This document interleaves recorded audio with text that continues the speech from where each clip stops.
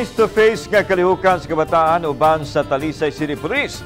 Napahigayon na gyud subay sa pagluag na sahab sa restrictions. Ang report ni Femari Dumabok. Sa labing unang higayon, human sa halos 2 ka tuig nga gidid-an ang mga bata nga makagawas-gawas tungod sa COVID-19. Gahapon gitagbo sa Talisay City Police sa mga batang nag-edad og 5 hangtod sa 12 anyos dinhi sa multipurpose hall sa Barangay Tangke. Tumong sa kalihukan mao ang pagtudlo sa mga bata nga malikay nga mabiktima o magamit sa illegal nga drugas ug sa bisan unsa nga matang sa krimen. Aduna usay pagtulunan alang sa ilang personal hygiene, spiritual, mental ug emotional nga aspeto.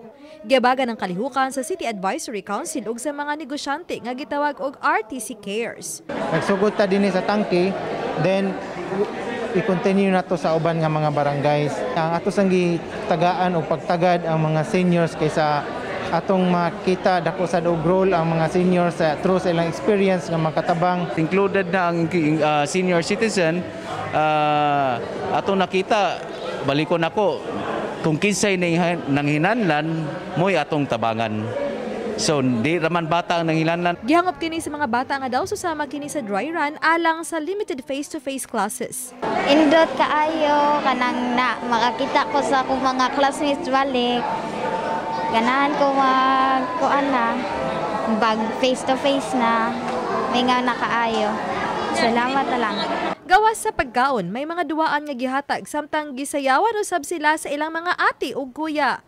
Iyahay usab sila og pakitang gilas sa ilang mga talento. Alang sa kapitan sa Barangay Tangke nga dakong tabang kini aron kapugngan ang mga krimen sa barangay. Padan hinuong gipatuman sa barangay ang curfew sa kabataan matag alas 10 sa gabi hangtod sa alas 4 sa kadlawon. Usahay pag magamit na po sa illegal pero usahay? Usahay gyapon ma'am. Mabita nang panghiusgan namo ang kaning curfew ma'am nga alas 10 kay ang dili taga dinhi taga Tangkihanon for example Tabunok, Ana, Bulacau ni gyapon magsuroy-suroy sa among barangay. Uban ni John Solonog Rod Prado. Ako si Femari Dumabok. Balitang Bisdak.